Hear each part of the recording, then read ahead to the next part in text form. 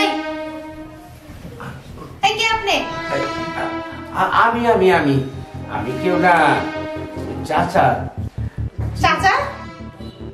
আচ্ছা ঠিক আছে, আমি পাঠিয়ে দিতেছি। তুমি কি আমার কথা শুনবা? ফোন রাখো, রাখো বলছি ফোন। একটা কথা বুঝো, একটা মানুষের সাথে কথা বললে সাইড থেকে কথা বলতে হয় না, বুঝছো? তোমার এই স্বভাব চরিত্রটা কোনো সময়ের জন্য যাইবো না। না না, তোমার আমি বারবার কইছি কি না সেটা কও, বারবার কইছি।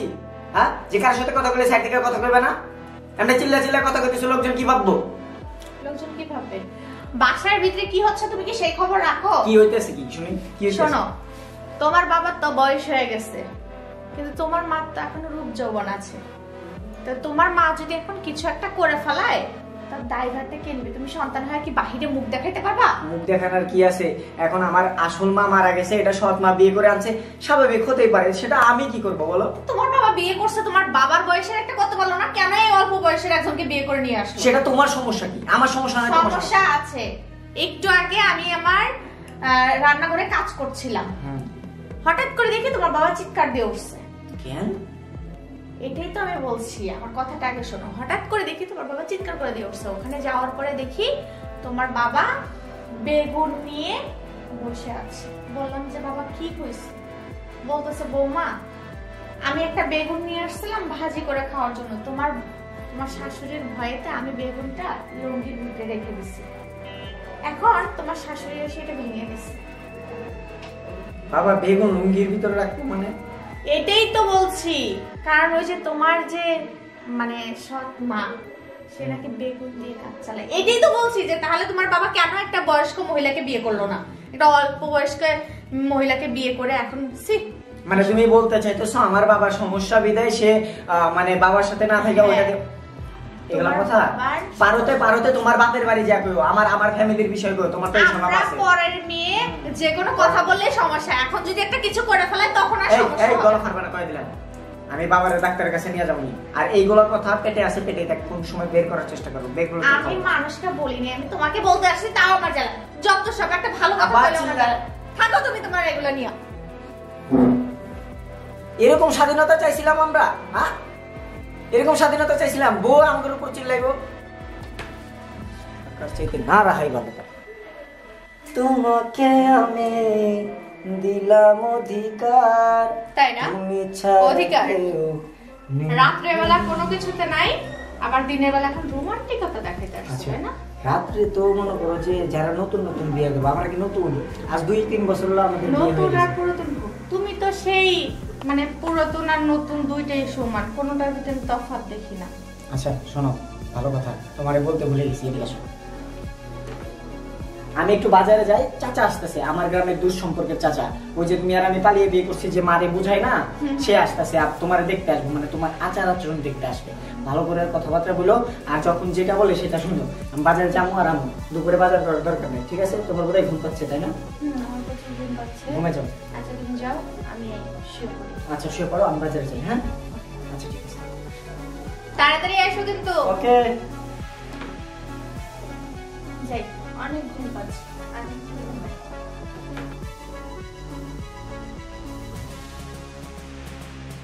আরে ভাতিজার এই বাড়ি, বিশাল বাড়ি। হ্যাঁ, আমি তো সারা গ্রামে খুঁজে একটা বাড়ি পাওয়া যায় না। কত বাড়ি, কত বড় বাড়িতে ভাতিজা থাকি।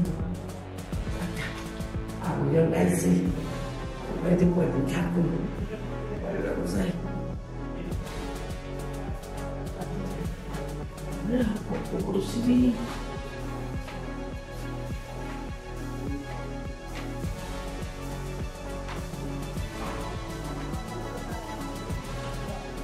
ভাতিজা ভাতিজা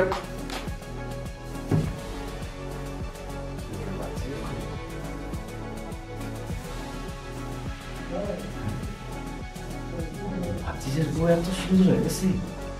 বিয়ের সময় তো দেখছিলাম একটা মুখটা, হ্যাঁ, গোস্ত নাই, কালা কুচকুচায়,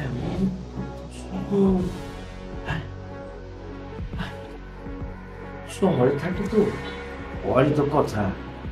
গঠন মতন তখন তো দেখছি বডি নাই, বুক একদম চিপাস বাইরে আইছিলাম বানাও নিয়েতে। দেখা তো বাচ্চাদের বলে নেটটি পাল্টে গেল না। যাও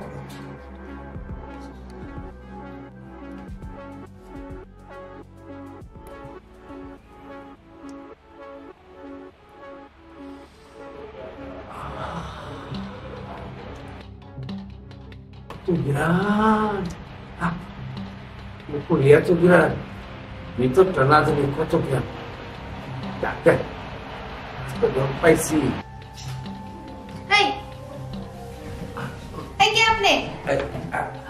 আমি আমি আমি আমি কেউ না, চাচা। চাচা? আরে আমি গ্রাম থেকে আইছি। আপনি এই জায়গায় কেন? আইছি তুমি ঘুমায় রয়েছো, আমি গ্রাম থেকে আইছি তো খুবই টায়ার্ড, তাই ভাবলাম তোমার ঘুমের ডিস্টার্ব না করি, তোমার পাশে একটু ঘুমায় গেছিলাম। গ্রাম থেকে চাচা? আমি আপনাকে চিনি না, আপনি বের হন, এখনই বের হন। বাইরে কি কও? হ্যাঁ, আমার বাতিজা আমার গ্রাম থেকে আইতে গেলো আর তুমি আমার কও বাইরে হইতে?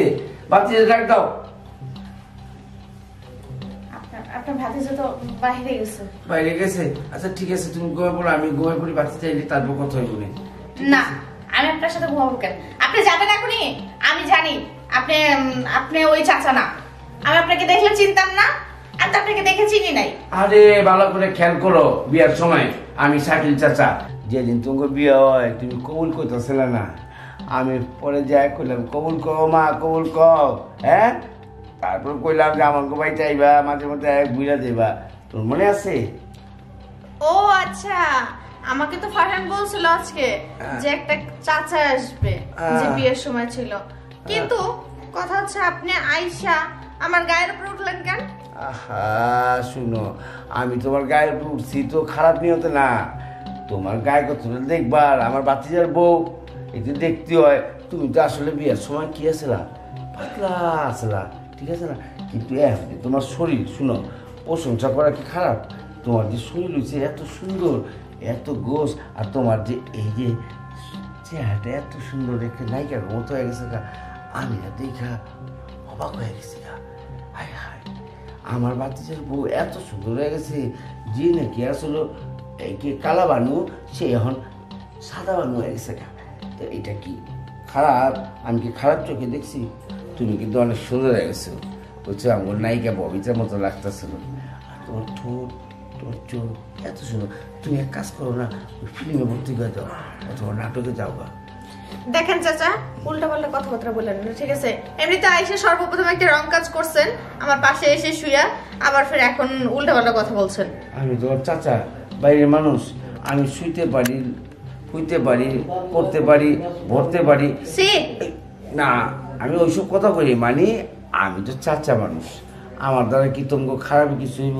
আর তোমার কি কয় যে শরীর, এই শরীর দেখে কি কোনো পুরুষ মানুষকে ঠিক থাকতে পারে? জাগা ভাতিজা কই? হ্যাঁ, আপনার ভাতিজার সাথে দেখা হয় নাই আপনার? না, দেখা হয়নি। আসবে মনে হয়, দাঁড়ান ডাক দেখছি দেখে আছে কিনা। ডাক দাও। ফারহান, ফারহান।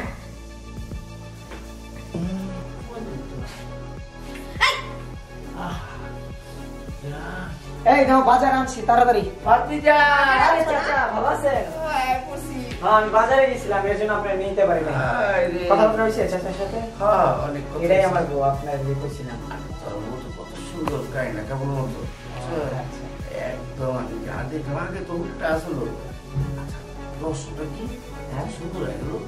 হ্যাঁ আসলে চাচা ওই যে খায়, একটু যত্ন সহকারে থাকে তো। বুঝতে পারছি। আমি টায়ার্ড আসলাম। খাওয়া দাওয়া করছেন? না, আইলাম তো কেবল। কি ব্যাপার, তুমি খাইতে দাও নাই? খাইতে দিব কি, আমি ঘুমাইতেছিলাম, চাচা এসে আমার পাশে শুয়ে আছে। ও চাচা শরীর খারাপ? গ্রাম থেকে আছি না, তাই বউর আর ডিস্টার্ব করবি, আমি পাশে ঘুমাইছি। আর বউর দেখলাম খুব মন দিয়ে দেখলাম, কাজ করে।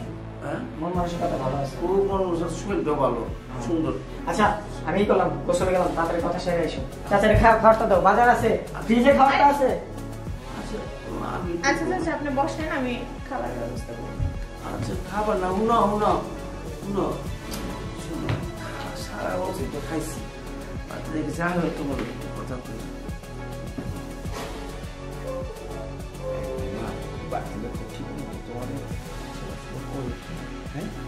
চাচা, আমার সেবা যত্ন না করলে কি কারে করবো? সব বাচ্চাদের তো আমি চাচা মানুষ, বুঝছো? অসুবিধা নেই, আমি মুরব্বী মানুষ, জানতো হয় তোমার কি অবস্থা, হাল চালাচ্ছ, হাল চাল ঠিক জানতেছি, এতে তুমি কিছু মনে করো। বাচ্চাদের তো তোমার পুরোপুরি মনের মতো করে তৈরি করে আদর করে। হ্যাঁ চাচা, এইগুলো নিয়ে কোনো টেনশন নাই। সে আমার মনের মতো করে সব দিক থেকে ভালোবাসে, টেক কেয়ার করে, ঠিক আছে? এগুলো নিয়ে আপনার ভাবতে হইব না। আমি খাওয়ানোর ব্যবস্থা করি। শুনো, রাখো, এটার দিকে আমার ধন্যবাদ দাও। কও কও কেন দিকে? হ্যাঁ, কিসের জন্য? এই যে তোমার যা বাতিজা করে, ঠিক আছে, এটা কিন্তু বাচ্চারা কিচ্ছু জানতো না, একদম সব কিছু শিখিয়ে দিছি যে বউরে কেমনি কি করতে হইব, বউরা কোন জায়গাতে কি করতে হইব। তোমার অনেক সময় বুকের মধ্যে আদর করে না, হ্যাঁ, এটা কিন্তু আমি শিখিয়ে দিছি। অনেক সময় বাচ্চারা দেখবা যে তোমার এই পেটের কোনা যায়, ওইটা আমি শিখিয়ে দিছি। তারপর মাঝে মধ্যে আবার নিচে কোন কোন জায়গাতে জায়গা, ওইসব সমস্ত জায়গার ব্যাপারে আমি বুঝিয়ে দিছি।